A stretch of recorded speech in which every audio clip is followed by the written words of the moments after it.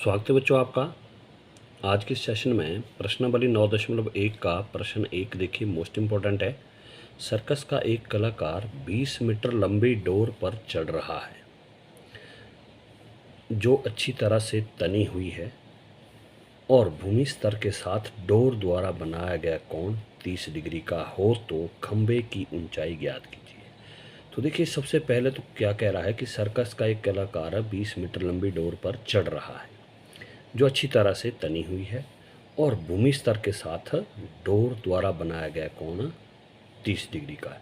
अब डोर कैसी होगी? डोर होगी देखो इस तरह, क्योंकि 30 डिग्री का कोण बना रही तो डोर होगी लगभग इस प्रकार की आपकी, ये इस तरह से। ओके, और कहा है कि खंभे की ऊंचाई ज्ञात कीजिए। तो देखिए, खंभा जो होता है हमारे पास, खंभा होता है हमारे पास सीधा लंबा, तो इस तरह से मान लो ये आपका खंभा ले लिया मैंने, ये ले लिया मैंने खंभा आपका, ये आपका खंभा हो गया। अब भूमि स्तर की बात आ रही तो भूमि को हम समतल लेंगे इस तरह से, ये ले ली समतल भूमि, ठीक है। तो यहाँ पर जो कोण बनता वो बनता 90 डिग्री का। लेकिन बात की है तो डोर जो है कैसी है, देखो 20 मीटर लंबी डोर है और उस पर वो चढ़ रहा है और डोर जो अच्छी तरह से तनी हुई है और भूमि स्तर के साथ डोर द्वारा बनाया गया कोण 30 डिग्री का है। अब डोर मैंने कहा कि अगर कोण बना 30 डिग्री का, इस तरह से डोर लगी होगी, तो वो लगी होगी यहाँ से इस तरह। ओके, और कहा है डोर देखिए कितनी लंबी है, 20 मीटर। तो डोर आपकी ये है, ये तो ये होगी आपकी 20 मीटर, ठीक है। और उसी तरह कहा है कि तो खंभे की ऊंचाई ज्ञात कीजिए। अब आप इन शीर्षों के नाम भी दे सकते जो शीर्ष बिंदु बने आपके। तो यहाँ पर मैंने ए लिख दिया, यहाँ मैंने बी लिख दिया और यहाँ मैंने सी लिख दिया। अब इसकी खंभे की ऊंचाई बात ज्ञात करने को कहा है, तो खंभे की ऊंचाई मान लो ये आपकी खंभे की ऊंचाई है, तो इसको माना मैंने, ये माना मैंने एच मीटर। क्या माना मैंने? एच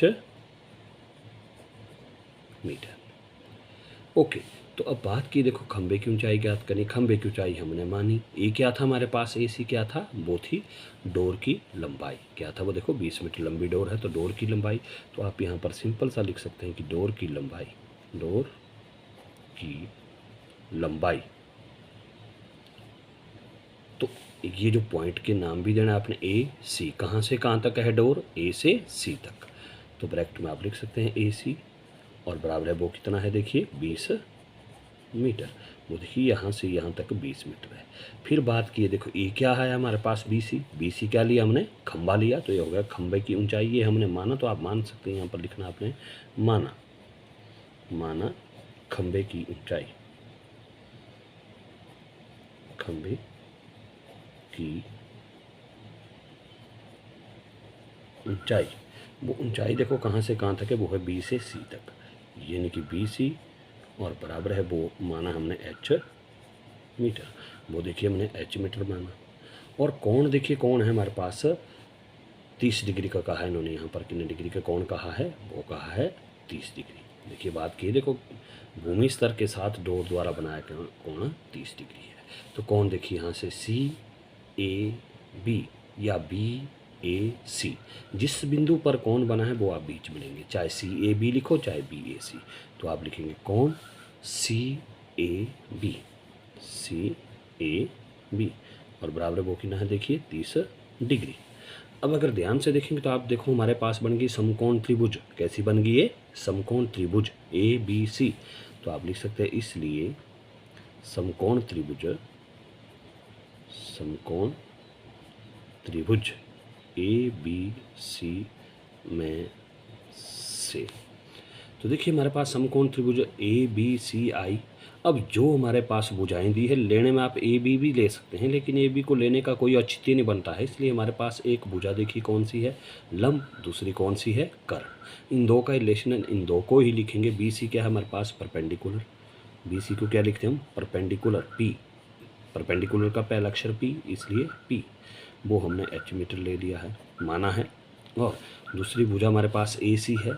अब ए सी क्या है, देखिए ए सी क्या हमारे पास, कर्ण। कर्ण को लिखते हैं हम हाइपोटेन्यूज एच, वो हमारे पास कितना देखिए 20 मीटर, 20 मीटर। अब कोण देखिए, कोण सी ए बी बराबर है कोण जो बना हमारे पास 30 डिग्री। ये कोण नहीं आपने लेना, आपने जो प्रश्न में दिया वो, ये तो बनेगा हमेशा समकोण त्रिभुज में 90 डिग्री का समकोण ही बनेगा। ठीक है। अब देखिए जो भुजा आपने निकालनी वो रखनी है आपने ऊपर, देखो बी सी निकालनी तो बी सी रख दी ऊपर, बी सी जो दी हुई है भुजा उसको रखिए आप अपॉन में, हर में, तो ए सी। अब बी सी देखिए हमारे पास क्या है, परपेंडिकुलर यानी कि लंब बटा, और ए सी क्या है, कर्ण यानी कि हाइपोटेन्यूज बटे में वो आ गया। अब बी सी की वैल्यू देखो कितनी है, बी सी हमारे पास एच है तो लिख दिया एच बटा ए सी के हमारे पास 20 लिख दिया 20। अब P बटा एच क्या होता है, वो होता है हमारे पास साइन थीटा। वो मैं आपको बता चुका हूँ, देखो इजी सा सूत्र कि पंडित बद्री प्रसाद बटा हर हर बोल, फिर देखो सोना चांदी तोल। यहाँ से सोना नहीं, यहाँ से बनेगा आपका साइन थीटा, यहाँ से कॉस थीटा, बी बटा एच कॉस थीटा, पी बटा b tangent theta. Okay, p बटा एच आया तो वो क्या हो गया हमारे पास साइन थीटा। तो अब देखिए एच बटा 20 का एच बटा 20 और बराबर है साइन थीटा। साइन थीटे का मतलब है यहाँ पर क्या है, थीटा जो हमारे पास है कौन है वो लिखेंगे आप 30 डिग्री। अब इसलिए एच बटा 20 का एच बटा 20 और बराबर है साइन 30 डिग्री जो होता है वो होता है 1/2। और आप यहाँ पर लिख सकते हैं क्योंकि साइन 30 डिग्री बराबर 1/2 वो आप लिख सकते हैं। अब आपने एच की वैल्यू फाइंड आउट करनी तो इसको क्या करेंगे आप, क्रॉस मल्टीप्लाई। क्या करेंगे, क्रॉस मल्टीप्लाई यहाँ से इधर, क्योंकि हमने एच की वैल्यू पहले ज्ञात करनी तो पहले हम एच को ही मल्टीप्लाई करेंगे, बजर गुणन। तो ये करेंगे हम, देखिए 2 गुणा एच, 2 गुणा एच, यहाँ वाले हर से यहाँ के अंश को, फिर यहाँ से इस हर से इस अंश को, यानी कि बराबर है फिर 20 गुणा 1 का 20 गुणा 1। अब आगे देखिए 2 गुणा एच 2h और बराबर है 20 एकम 20। अब इसलिए h की वैल्यू फाइंड आउट करनी तो h बराबर है 20 का 20 और ये जो गुणा कर रहा है वो चले जाता है बटे में, हो गया 2। अब आप इस चीज़ को काट भी सकते हैं क्योंकि गुणा कर रहा है बटे में चले गए, 2 एकम 2, 2 एकम 2 और शून्य की शून्य 10। तो h बराबर है कितना, आगे देखिए 10। h क्या माना था आपने, वो माना था आपने खंबे की ऊंचाई, लास्ट में ज़रूर लिखना। इसलिए खंबे की ऊंचाई, इसलिए खंबे की ऊंचाई h बराबर है कितना आ गया, 10 मीटर, और ये आपका आंसर होगा। ओके, प्रश्न 5 देखिए, ये भी मोस्ट इम्पॉर्टेंट है, पेपर में आ चुका है और आता भी है, आ भी सकता है। भूमि से 60 मीटर की ऊंचाई पर एक पतंग उड़ रही है। भूमि से 60 मीटर की ऊंचाई पर एक पतंग उड़ रही है। उड़ रही है, ऊंचाई की बात की तो हम सीधा लंबवत ऊंचाई वैसे ही लेंगे जो हमने अभी किया प्रश्न, इस तरह ऊंचाई की बात की तो हम इस तरह से ऊंचाई, जैसे उन्होंने कहा है कि भूमि से 60 मीटर की ऊंचाई, यानी कि मान लो ये आपकी भूमि है, ये मान लो आपकी भूमि, समतल ही लेंगे हम, ठीक है। ये शीर्षों के नाम दे सकते हैं आप, ए बी और सी। देखिए उन्होंने कहा है कि भूमि से 60 मीटर की ऊंचाई, यानी कि भूमि यहाँ से 60 मीटर की ऊंचाई, तो ये ले लिया 60 मीटर, ये यहाँ से यहाँ तक, ये यहाँ से यहाँ तक 60 मीटर की ऊंचाई पर एक पतंग उड़ रही है। और बात की कि पतंग में लगी डोरी को अस्थायी रूप से भूमि के एक बिंदु से बांध दिया है। अब पतंग मान लो यहाँ पर है, उसकी जो डोरी है उसको भूमि के एक बिंदु से बांध दिया है, मान लो यहाँ पर बांध दिया है, तो इस तरह से इसको बांध दिया है, अस्थायी रूप से बांध दिया है, बीच में कभी छोड़नी पड़ सकती है। फिर कहा है कि एक बिंदु से बांध दिया गया है, भूमि के साथ डोरी का झुकाव 60 डिग्री का है। भूमि के साथ जो डोरी का झुकाव, ये आपकी डोरी है, इसका झुकाव कितना देखिए 60 डिग्री का, और यहाँ पर हमारे पास 90 डिग्री का कोण बनता है, समकोण होता है। यह मानकर कि डोरी में कोई ढील नहीं है, डोरी में कोई ढील नहीं, बिल्कुल तनी हुई है ये, ठीक है।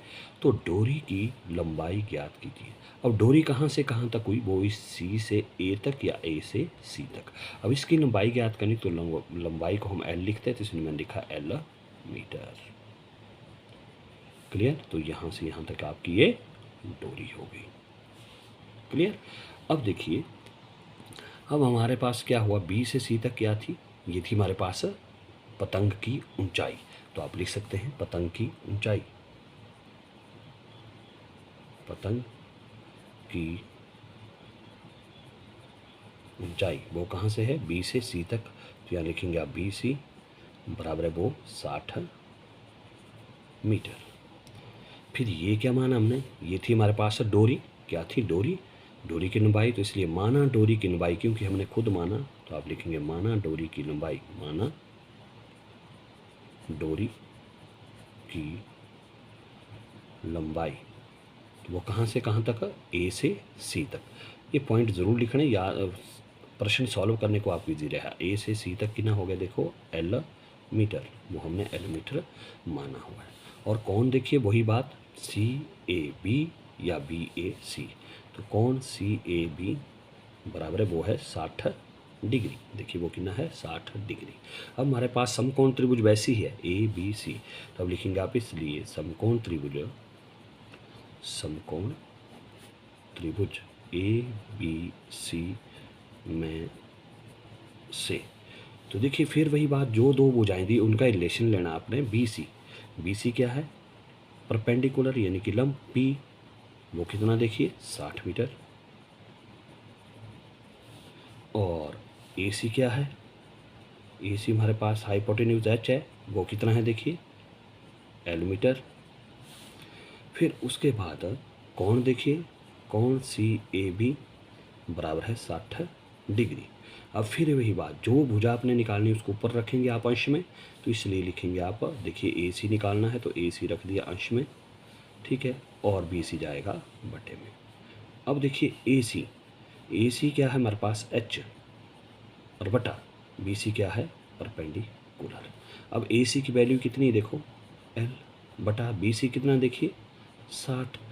अब एच बटा पी, अभी जो सूत्र बताया मैंने, देखिए मैंने कहा था कि पंडित भद्री प्रसाद बटा हर बोल, सोना चांदी तोल, चम्मच से छोल। तो देखिए जब तो होता है ये ऊपर वाले यानी कि पी ऊपर है, बी ऊपर है, पी ऊपर है, तब मैंने चिन्ह लगाया, देखो ऊपर वाले ऊपर है, नीचे वाले नीचे। तब यहाँ से बनता है साइन थीटा, यहाँ से कॉस थीटा, और यहाँ से टेंजेंट थीटा।